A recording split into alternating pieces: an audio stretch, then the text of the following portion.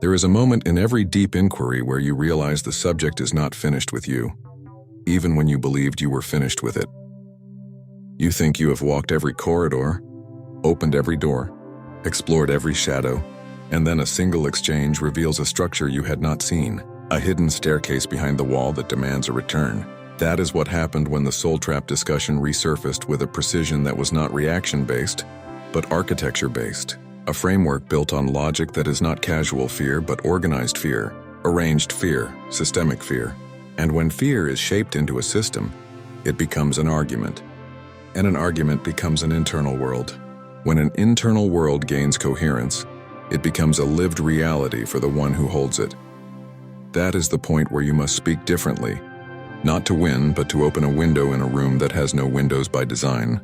The worldview that emerged from the debate is not the scattered suspicion of the casual seeker. It is a full blueprint built on 5 tightly interlocking assumptions that create a self-contained cosmology. It begins with the belief that the universe functions as a courtroom, and that every action must be measured against a strict code of free will law. Free will becomes the highest value, but not as freedom of movement or freedom of expression. It becomes an absolute boundary, rigid and literal, with no degrees, no gradations, no context, no dimensional nuance. Any limitation becomes violation, any constraint becomes crime, any veil becomes coercion. Inside that logic, amnesia is not a chosen filter, it is forced erasure. Density is not developmental compression, it is imprisonment. Suffering is not transformative friction, it is abuse. The severity of life becomes proof that something unlawful has been done, and the hardships of incarnation become evidence submitted against the cosmos itself. Once this starting point is accepted, every experience is reinterpreted through the lens of prosecution. But this worldview does not stop with the courtroom. It introduces a second foundation that makes the argument feel airtight. It assumes that the self down here is the full self, the whole self, the only self. There is no oversoul, no higher identity, no multidimensional continuity. There is only the local consciousness with its memories, emotions, desires, and difficulties. If this is your entire being, then anything that happens beyond your control must be an external force acting against you. Amnesia becomes violation because there is no larger you who chose it. Embodiment becomes confinement because there is no broader you who understands its purpose. Hardship becomes attack because there is no wiser you who set the parameters of your own growth. Without a higher identity, incarnation cannot be a collaborative act between levels of self. It becomes an imposed experience executed by something other than you, which means the language of crime begins to feel natural and even necessary. From this dualism, the third pillar emerges with ease. If difficulty exists, it must be intentional harm. If pain exists, it must be coercion. If souls return to Earth after death, they must have been manipulated. If NDEs show overwhelming light or presence, that presence must be deceit. This pattern-matching framework interprets all intensity as evidence of an adversarial force. Any authority figure in the afterlife becomes suspicious because authority itself is equated with dominance. Any emotional overwhelm becomes deceptive because overwhelm is seen as a tactic. Any powerful energetic presence becomes a captor because power is assumed to corrupt by default. In this worldview, nothing greater than the local identity can be benevolent. Every higher frequency becomes predatory. Every expansive state becomes a lure. Every afterlife encounter becomes a trap, disguised as compassion. Within these assumptions, the heart cannot trust, the mind cannot surrender, and the psyche cannot expand. The only safe posture becomes suspicion, and suspicion becomes the anchor that holds the entire worldview in place. The fourth pillar solidifies the structure by converting Earth's conditions into universal conditions. The density of physical embodiment, the difficulty of survival, the instability of emotion, the weight of trauma, and the harshness of history all become cosmic indicators rather than planetary phenomena. The human condition is treated as a direct reflection of the cosmic order, rather than a localized density created for a specific tier of development. The struggle to survive becomes evidence that the universe is hostile. The inability to leave the body at will becomes proof of imprisonment. The presence of suffering becomes confirmation that life is engineered for torment. Nothing is interpreted as a function of density, bandwidth, or embodiment structure. Everything is interpreted as systemic abuse scaled across the entire universe. This projection turns Earth into a cosmic courtroom exhibit, and the human experience becomes the prosecution's primary case file. It is a worldview born from pain that assumes pain must be the intention of the Creator.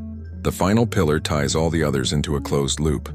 It proposes a sequence that seems logical when the previous assumptions are accepted. It imagines a lure that draws souls toward incarnation, a lock that traps them in bodies, an amnesia that strips their awareness, a misery that activates fear, and an afterlife system that uses that fear to recycle them back into the same suffering. This sequence feels coherent inside the architecture because every step reinforces the others. You begin with cosmic law, reduce the self to the local identity, interpret all intensity as deception, overwrite the meaning of Earth with the meaning of the universe, and then assemble those elements into a repeating cycle that appears designed to exploit. Once this is accepted, every NDE becomes part of the con, every spiritual experience becomes part of the manipulation, every limitation becomes evidence, and every ancient teaching becomes suspect. The worldview becomes a perfect sphere with no openings, no pores, no cracks, because every possible crack is interpreted as another tactic used by the system that is allegedly imprisoning you. This is the architecture we are addressing now, not because the debate demands victory, but because the framework itself is worthy of dissection. It is more sophisticated than the surface-level fear narratives that circulate online. It is not sloppy paranoia. It is structured logic built on foundational assumptions that are never questioned because they feel self-evident to the one living inside them. The worldview is airtight not because it is correct, but because it begins with premises that guarantee the conclusion. If identity is only local, then amnesia must be violation. If free will is literal, then limitation must be crime. If Earth reflects the universe, then the universe must be predatory. If intensity is coercion, then all spiritual contact must be suspect. If these 5 assumptions are true, then the soul trap is inevitable. It is not a theory at that point.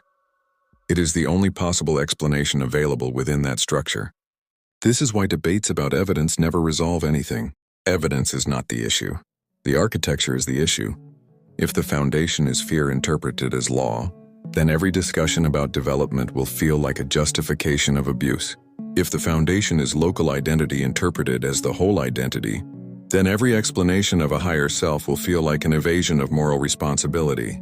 If the foundation is anthropocentric suffering interpreted as cosmic design, then every teaching about density and resonance will feel like denial. You cannot reason someone out of a worldview that their pain has reasoned them into, because pain has become the logic inside the frame. And yet, the fact that the frame exists, this clearly means there is something to address directly, something to speak into with precision and respect, without mockery and without dismissal. When a worldview becomes this structured, the next step is not argument but elevation. You do not attack the frame. You rise above it and let the view itself reveal what the frame could not. Soul trap worldview cannot be dismantled from within its own logic, because the logic protects itself by interpreting every contradiction as deception. The only way to dissolve it is to widen the scale of identity until the framework loses the conditions it depends on. When the self is expanded beyond the fragment, the entire sequence that once felt like coercion begins to reorganize into something completely different. What once looked like criminal architecture becomes developmental architecture, not because the suffering is erased, but because the context is restored. A fragment does not understand the whole, but the whole always understands the fragment. And when the whole is remembered, the fragment regains its meaning instead of mistaking its limitations for imprisonment. Everything begins with identity. The local self, the one who struggles and doubts and fears and tries to make sense of this world, is not the totality. It is the smallest expression of a much larger continuum that extends across dimensions and lifetimes. This local identity is not a victim of a higher being. It is a projection of that higher being, a vantage point created for the sake of experience.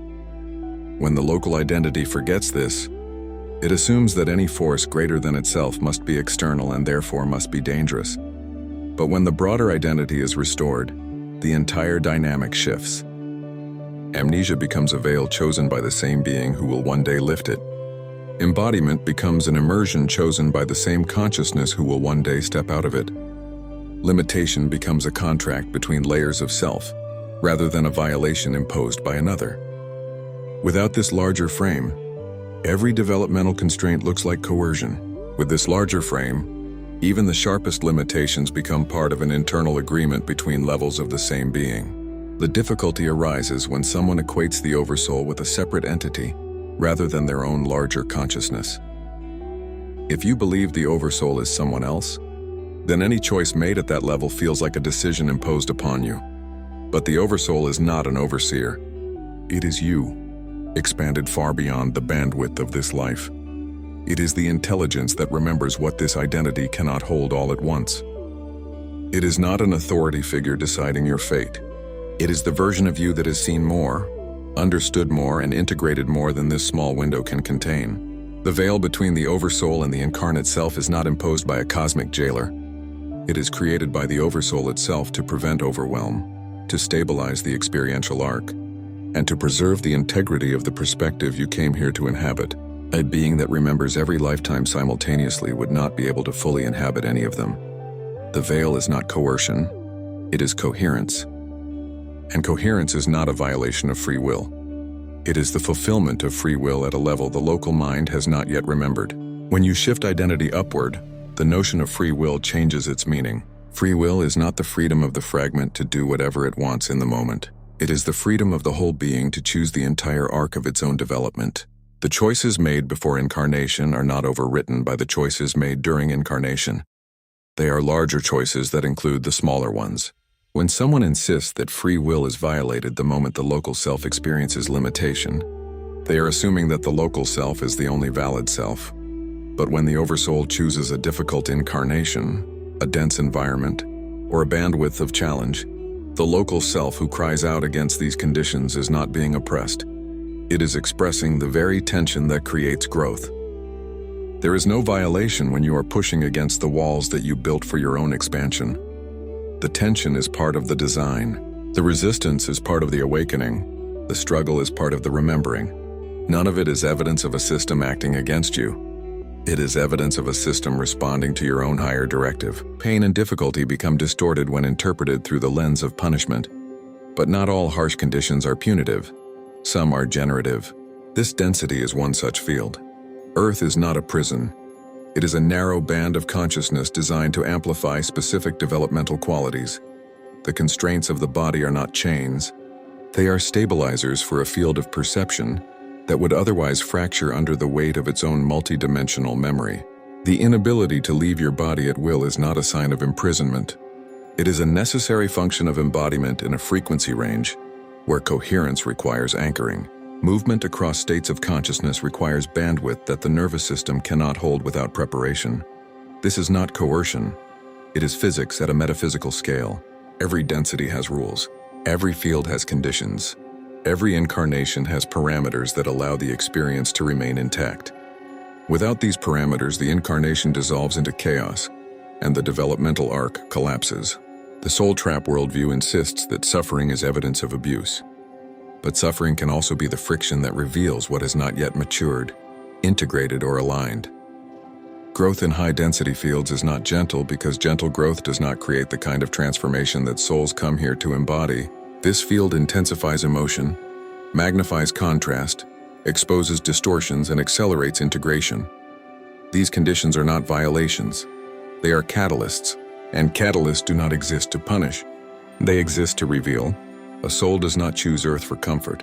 It chooses Earth for compression because compression generates movement, and movement generates expansion at a rate that other realms cannot produce. The local self interprets pain as cruelty because it only sees the moment. The Oversoul interprets pain as transformation because it sees the entire arc. When you stand only in the moment, everything feels like attack. When you stand in the arc, everything becomes progression. Even the afterlife experiences that some interpret as manipulation change their meaning when viewed from a larger identity.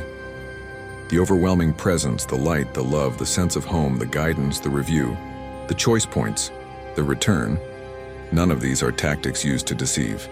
They are interactions between layers of self. The local identity meets the broader identity, but without recognizing it as the same being, it interprets the encounter as an external force. The intensity of the experience is not coercion, it is reconnection. The sense of overwhelming love is not a lure, it is remembrance. The return to the body is not imposed, it is agreed upon before incarnation and renegotiated in the presence of the Oversoul with full clarity. A local self can feel reluctant to return, but reluctance is not refusal and hesitance is not violation. A moment of attachment to the afterlife does not override the broader intention that the Oversoul set for the lifetime. The agreement stands because it was created by a level of you that remembers more than the momentary desire to remain in rest. Once identity expands, even the notion of oneness becomes clearer. Oneness is not the erasure of individuality. It is the shared substrate that individual expressions arise from. Two expressions of one consciousness do not violate each other's will, because their wills are not separate at the deepest level. They are harmonized by origin even when they diverge in expression. This is not cooperation between separate beings. It is unity expressing itself through differentiated forms. Conflict can exist at the level of personality, but not at the level of essence. The courtroom logic that insists on strict separation cannot understand this because it assumes that individuality is absolute. But individuality is contextual. The Oversoul is one. The expressions are many. The laws that govern the Oversoul are not the laws that govern the fragment. When someone argues that oneness must violate free will, they are assuming that oneness functions like a collective of competing minds. But oneness does not contain competition. It contains origin. And origin cannot violate itself. When identity widens and context deepens, the entire architecture that once looked like entrapment becomes something else entirely. Amnesia becomes a filter chosen for clarity, rather than an erasure imposed for control. Limitation becomes a stabilizer rather than a chain. Suffering becomes catalyst rather than cruelty. Density becomes curriculum rather than captivity. Afterlife intensity becomes reunion rather than manipulation. Oversoul guidance becomes internal alignment rather than external coercion. Every piece that once felt like evidence of a trap becomes evidence of a system, designed by the self for the evolution of the self. The world does not change, the interpretation changes. And when the interpretation changes, the fear architecture loses its foundation. The universe does not become safer, you become larger. And when you become larger, nothing in the system needs to be feared, because nothing in the system stands outside of the being who chose to experience it. This is the shift that dissolves the trap without fighting it. When you expand identity to include the Oversoul, the courtroom collapses because there is no crime between layers of the same self. When you remember the purpose of compression, the suffering stops proving abuse and begins proving transformation. When you understand density as a field rather than a sentence, limitation stops looking like confinement and begins looking like coherence. And when you recognize the afterlife as a reunion between levels of you, the entire sequence that once looked like manipulation becomes a homecoming. Nothing is dismissed. Everything is reinterpreted through scale, and scale changes everything. Because scale returns you to the one vantage point from which nothing in this system has ever been against you.